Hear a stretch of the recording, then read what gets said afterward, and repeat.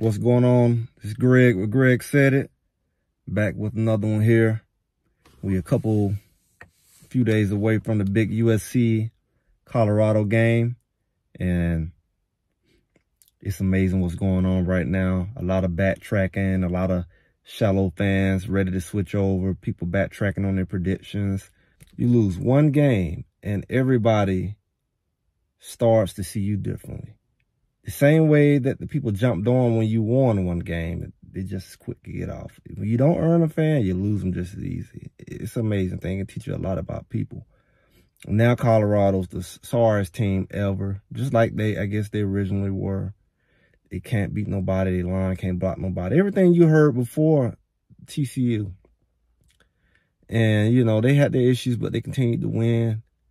But you would think that they're the worst team ever again. They're probably going to win no more games. They're going to get blew out. It was considered competitive going into these games outside of the doubters. But, you know, the Vegas had to split. So they had to split for 21 points. But I don't know one game when it wasn't outside Nebraska and CSU.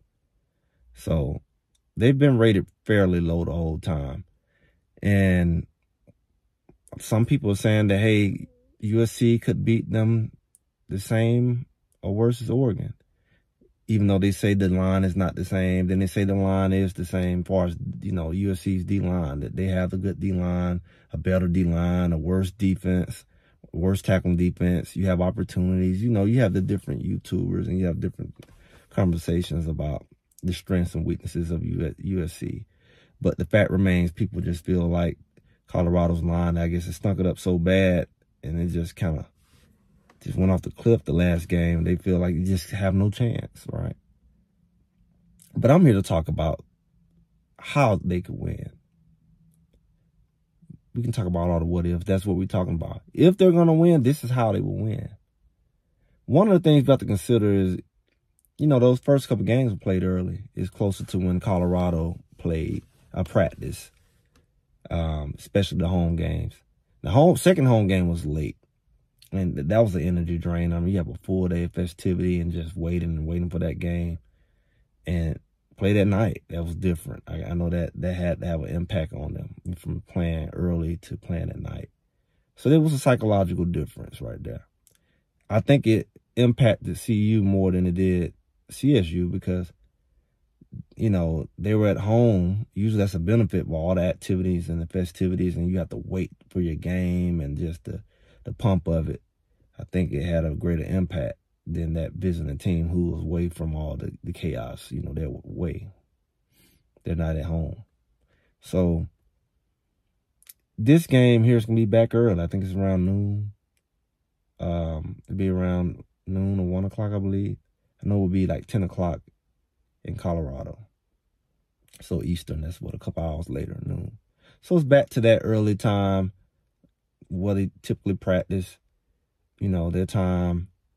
And seems that they perform better during that time, you know, if you're comparing games. And the altitude, we're going to see. One of the first things that I said about the benefit of them playing at home is the altitude that California USC will have to come in and have to face that challenge.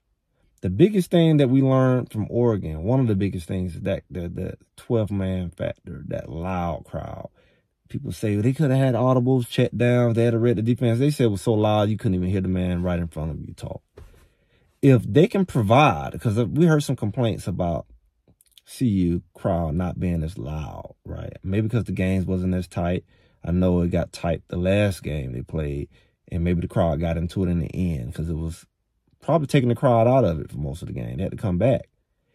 If the CU crowd can take the right attitude and take the Oregon's attitude, it could be hard for USC with the home field advantage not being able to hear.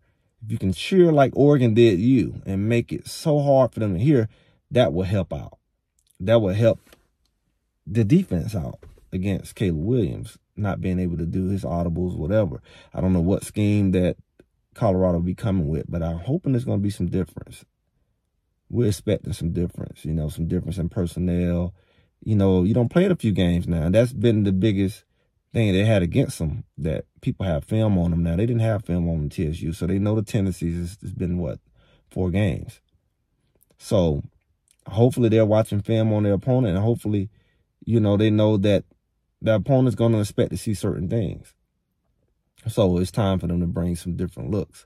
So one of the things that I can see that can benefit and help CU win is some adjustments on that line. They have a nice variety of players who've been playing in different combinations. And the negative thing about having a new team is you kind of getting to know your players as you go, especially in a game situation, and know what's the best combination. And that's one of the things that is not to your best benefit when you have a whole brand new team. But we've played the 4 games. We should be at the point now where we kind of know who's best where, tackle, and whatever. And we kind of know the strengths a little better. So hopefully we have some adjustments there that, you know, that know who's best for the run, who's best for the pass. You got enough film. And same thing with the linebackers, some adjustments. We had some new players come in off of injury and played last week. But again, that was new chemistry, new everything. And just kind of getting the feel. Some played safety and some played corner and safety. And so just finding where people fit, where the puzzles fit together is going to be a big thing, because you have some talent there. Maybe out of position, maybe not the right combination. You got so much talent, and you just have to figure it out. So I believe if those things can be figured out, don't really have a lot of film on some of these newer guys, it could benefit. And the scouting report is going to be really based more so on what they want to do than what they're seeing in CU, because CU can bring some different looks. Hopefully that's the case. One of the big things that I've been saying and people are starting to say, what Shooter can do is run. When he wanted to win, he ran. In the comeback in CU, he ran. He did a little in Oregon in the last drives, I think, when he scored. Him running, especially they only bring in 3 and they rushing from the outside, him taking off these guards, taking some runs like he's done. Just sit back and let the pocket collapse, and he just take the yards they give him. We talk about a running game. We definitely want to run a game going. We have McCaskill back. That's a whole nother thing, because that's another element that the run brings. And if we can have Shedeur running, no, we can't just pin our ears back, because they covering the receivers, man. So every time he's running 20, 30 yards backwards. He can jog and get there because they're covering man and they're rushing. They're bringing the house. He would slow a lot of that blitz and stuff down. They would have to take some things on accountability and take some things to be accountable about. And one of the things that out of the backfield that we could do is some of those swing routes, tosses, get wide real quick, jet sweeps, get the speed outside quickly. Because again, they covering in man. Get some things in motion. Get the defense out of sync. Make them move around.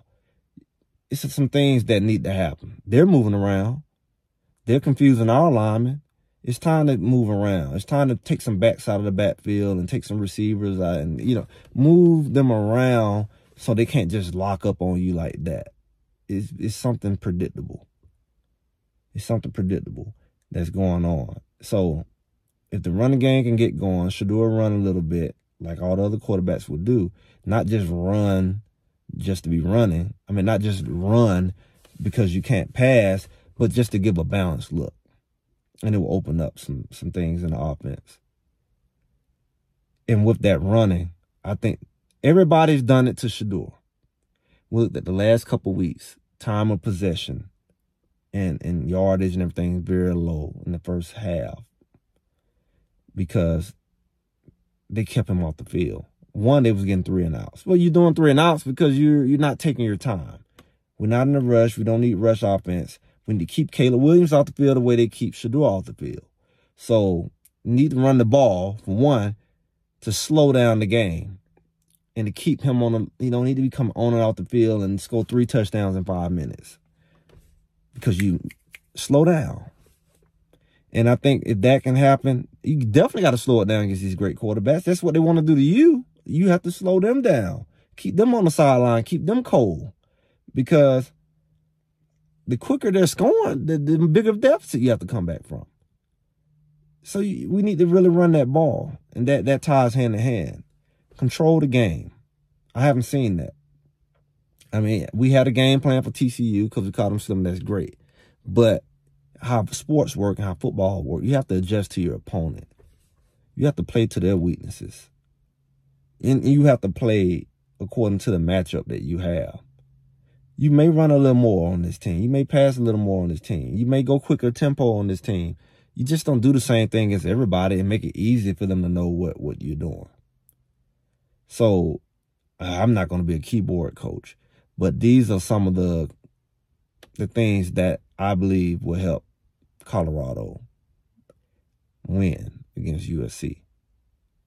USC has been known to make certain mistakes, but they have a quarterback who's like a magician, and, you know, he can make big plays. So the defense got to be disciplined in the secondary.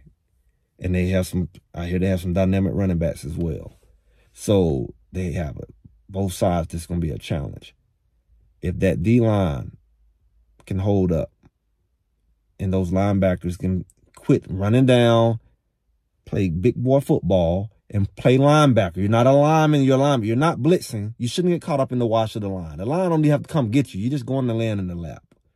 I'm just tired of saying that. The linebackers are walking up in the line and then wonder why they can't scrape down the line to get to the tackle and can't see. You was in position to see. You're 5 yards off the ball, and you go and hop yourself in the lap of a lineman instead of, he got to come to you. You're more mobile than him. You're going to make it easy for him, and then you're going to try to make a tackle while he's got his arms wrapped around you. You want down there and make that happen. You got to stay back, red. You could have went to the right hole. So the linebackers definitely got to, you know, step up, not be running into the same hole, making one linebacker out of two. Scrape down the line, take the right angles, don't overcommit, play your role, you know, watch for back, you know, cutting back, and, you know, you got to take your proper pursuit to the ball. And these are some of the fundamental things of being a linebacker that we've seen struggling with. You know, that's why that run breaks through to the third level. So it's some things that need to be cleaned up. I think we know those things, but the things that can take advantage of this week is take advantage of that home field advantage. Take advantage of what they give Shador. While they're running man-to-man and blitzing, they just run right past them until they figure it out that that's not going to work. That's wide open, and it's wide open when he wants to take advantage of the game. He knows it's there. Go ahead and do it. Nobody's going to hit you. They're going to hit you standing in the pocket every play. Behind your back, you don't even see them coming, all on your knees. At least you can see what's coming. If he runs that ball, they're going to have to make some adjustments. And then it's going to help the running game. It's going to help the passing game, and it's going to slow the game down. But that's my input here. Let me know what you think. Real football minds. You little hater talk, that's not football. Has nothing to do with football. Little taunts, that's elementary. But you watching the game this week, let's hear what you think. What will help CU to win? Some real points. Go ahead and like, subscribe, comment, hit the bell notification. And again, I appreciate you all coming out. Greg said it. I'll talk to you soon.